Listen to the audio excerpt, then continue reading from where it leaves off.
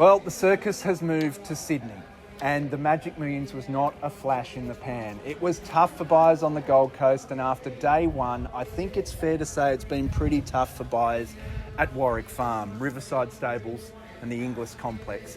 At this stage, I think the average is up around about 25%, and we've had an enormous sale of an extreme choice out of the Bell River Draft. Jock Ferguson, welcome. Congratulations. Bevan Smith also involved with this horse, and a nice little turnaround. You guys must be on cloud nine. Yeah, no, it's been a great result. So we're over the moon with how he sold. There were some really good judges on the horse, and we knew he was going to sell well, but he just exceeded all expectations, and he's gone to a great home in James Herron. And yeah, it's all like there's a fair bit of credit not only to us but to also Bevan and Andy. We all work together as a team and hunt around at the weanling sales, and we found him and purchased him for $220K in partnership. So. Yeah, and that's important because this looks on paper like an extremely good bit of business, and it is. Let's be honest, Bev. But $220,000, you went right to the limit to get this. What did you like about the horse initially? We're talking months ago. Yeah, to be honest, it was a pretty ballsy move from us. But we picked him out at the sale, and we all agreed, between the Fergusons, Andy, Williams, myself, we all agreed he was the one that we landed on. He was the one that we wanted to walk away from it with at that sale. He's by the right side. Extreme choice. He had already had the slipper winner then, and to be honest, that was a big part of it. Obviously, Ferguson's bred extreme choice, so that was a big selling point for them. But you look at his stats, and everyone's going to be attracted to the extreme choices. And we thought he was a lovely colt. We go around. Surely there's some fingernail biting going on leading 100%, up. I mean, he's a lovely colt, but he's also a big investment. This guy's getting extreme choice yearlings for less than you paid for the weanling. Yeah, and it was definitely a stressful time, and it was definitely a long road. But hey, it paid off in the end. We backed our judgment. We thought we saw a nice horse as a weanling. We saw some potential there. Great to be able to send it to Bell River, who have great farm, and we can know that the horse is going to grow out well with confidence, and they're going to bring it to the sale looking fantastic, and every confidence they're going to be able to sell the horse, and everyone played their part, and job done. We got the result that we wanted. It exceeded all expectations. It was a huge result, and you don't even want to dream about what happened today, but it's we came here confident, knowing that we had a nice horse. And here we are. Gary Portelli, this is the quietest I've heard you in a long, long time. You couldn't get a word in edgeways with the Mutual Appreciation Society over here. You've got 3 today thus far, and you were telling me off camera earlier that you think tomorrow's going to be a big day. But geez, it's hard. Yeah, no, the market's strong. I think it's just the way things are now. I think the breeders are breeding better horses, and with the prize money increases every week and new races put on the table, owners are flocking to racing. And I think it even starts from the stewards in racing. Okay. Have you heard a story lately about any rorts, any drugs? Nothing. No, yeah. Racing is as straight as it gets now. And I think people know we're on an evil playing field, and there's confidence in the market, and people are getting involved left, right and centre into racing for the first time all the time, and we're finding that. I think that's really interesting, because a lot of people say that one of the issues that racing had to address was the integrity part of things, and it was a long road back. But you say that we're on it. Are you guys noticing that as well, particularly in New South Wales? 100%, yeah, without a doubt. Particularly New South Wales, I think you're right. The stewards are doing a great job here, but that Melbourne not so much. have a dig.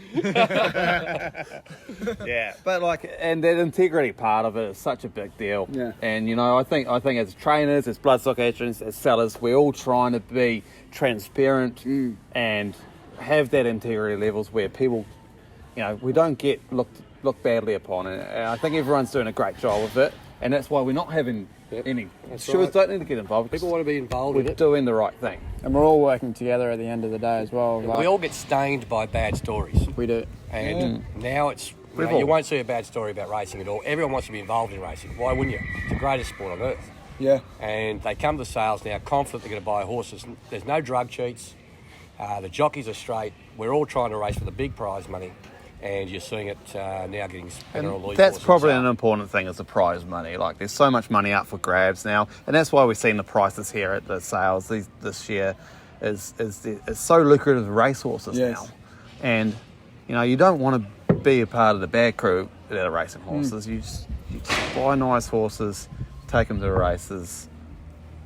And there's money in it for everyone. And Jock, we talk about the prices, and we're at the Classic Sale, the first of the sort of big Sydney sales for the year. This is one that we talked about already. It's intrinsically linked to your family. 6 years to the day since you sold a chestnut, not a single doubt that went on to win a Blue Diamond and be a fairly handy sire. A son of his does what it did for you today, which is a fantastic story in and of itself. The biggest but story the sales, from Wellington, nothing's come out of Wellington. Yeah, when you get out sort of the blacks, and this is coming from a bloke who spent a bit of time in Orange, even he wouldn't mention that. I used to drive through Wellington, mate. I couldn't go fast enough. And these places brought a golden slipper out of the joint. So. Yeah, it's very, very true. They've chosen Dungog to put down roots. They're going to put it on the map too now. Which for our international viewers is the Wellington of the slightly north and slightly east. If you like, but yes, Bell River have done a terrific job, and you guys I know have made a choice to make the Classic a target sale for the farm with some serious horses. Can we talk about the evolution of the Classic? And I'll start with you, Jock. You're young. You've sort of seen it evolve as a young bloke. And I don't want this to be pejorative, but from dumping ground of horses that possibly weren't quite to the level of the other sales to a sale that studs target. Yeah, so we've had a long history with the Classic Sale. We probably personally have never classed as the sale as a dumping ground, and sort of you can see that in reflection of our results. Your rise has sort of mirrored the sale. It has, risen with it. So, it's full credit to the Inglis team and Sebastian's team. Like, they've done a phenomenal job getting the horses here. I tell you what, we're going to have to fit like a pat on the back klaxon on you or something. We've all had a good day. Everybody's very happy. Very it. supportive person, Jock. Yeah. Very supportive. The difference of the breeders versus the buyers. How many smiles on this side of the table? I'm going to go on the breeding. Have you got any mares for me? I like selling horses more than I like buying them today. I think it can be easier buying them sometimes, but today not so much. But I love it when they sell a sale off. Oh, there's going to be record sales this year. I don't want to hear that, mate. I want to hear that they're going to be all at a loss. And I'm going to beat you breeders. But unfortunately, I'm the last person. That'll put us out of business, You know what? guys. We look at your horses, mate. I'm telling you now. Don't talk about the horses. Have the line of horses at a Classic Sale improved? I mean, we've seen the prices improve, but presumably the horse flesh is part of the reason. No doubt, racing. We've got so many good stallions. People are putting better mares to stud. Unfortunately, the big end of town, the Easter and the Magic Mares, can only take a certain amount of horses, and you're finding that there's still plenty of quality coming here. There's plenty of quality. And I think the Classic's a really good type sale. You're seeing horses here that are good types. They're athletes. They're athletes. Right. They don't have the Easter pedigrees, but they're really good types, and you see some really good athletes. And I think even you look at the horses that come out of the Classic Sale, and they're doing really well. Your Classic Legends, etc. They're just really nice. I think they actually improve the pedigrees, don't they? Some of these horses exactly. Even our horse, the Jarden, he went through this sale, 160,000. And you've improved that, Paul. He's an amazing trainer. Probably wouldn't have been anything like he was if he gone anywhere else. He was just lucky to come to me. But his pedigrees now, he's a group horse. His pedigree's changed, and then you'll probably find his page, which it has.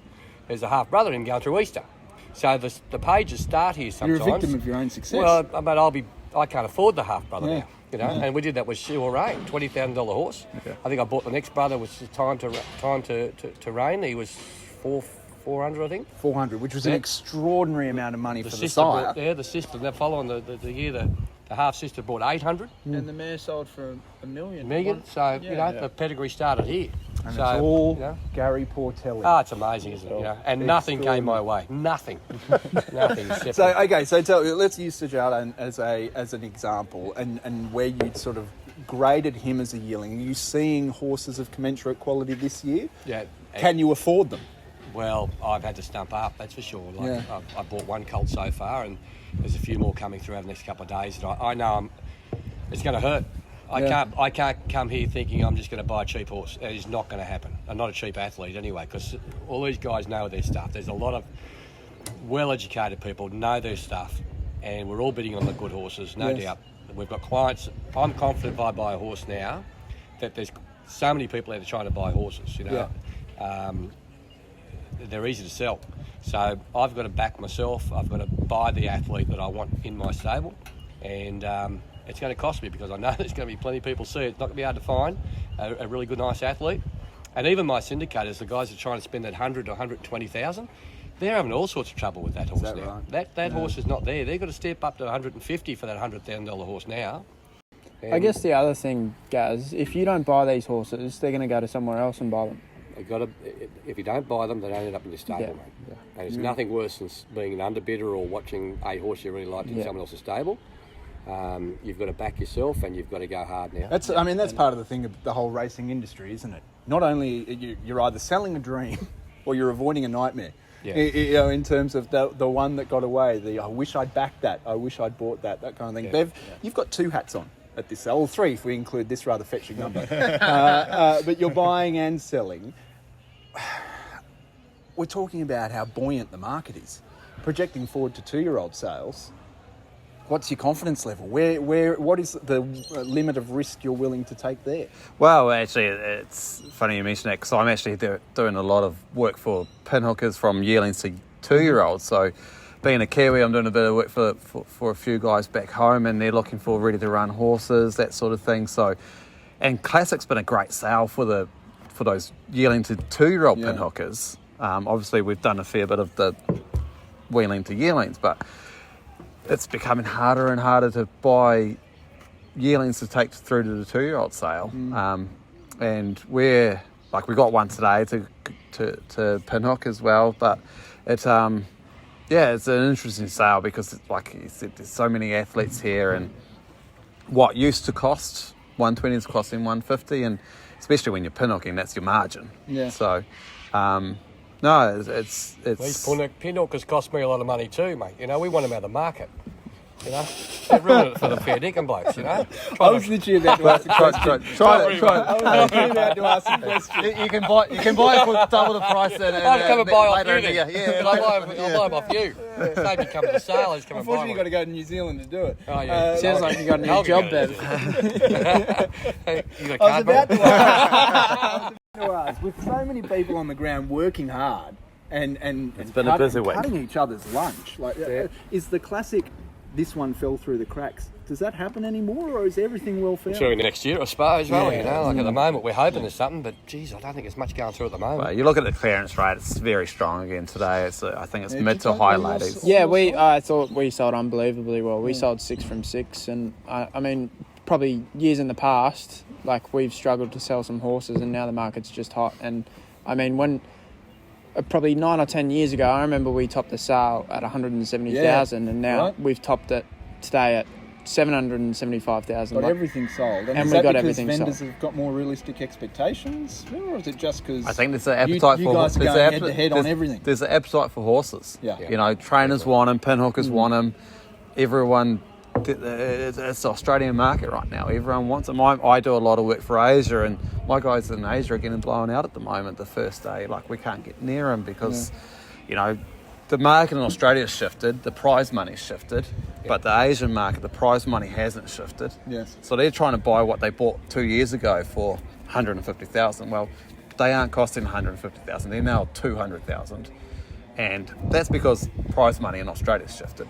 But the Asian prize money hasn't shifted. So, you know, if we want to compete and buy those nice horses that we wanted to, we now, you know, have to stump up and compete against guys like Ports and get beat by them. And you can get a return on investment now as well. Like a lot of these colts or fillies, like they're making a fortune after they've raced. Like even going to the broodmare sales. That's another thing. It's just the fillies. The broodmare sales through digital. The whole even privately they're becoming a nightmare to buy. Tried horses, try geldings on on the digital side. How many years ago, you'd win a barrier trial with a nice horse, you might have paid 100 for, and they offer you 300 now after a barrier trial win. You laugh at them because you can win that all day long. Yeah. You got a nice horse. 300 for a horse just won a barrier trial. Yeah. Mate, it's only a couple of races, Saturday wins in town, plus the bobs, you know.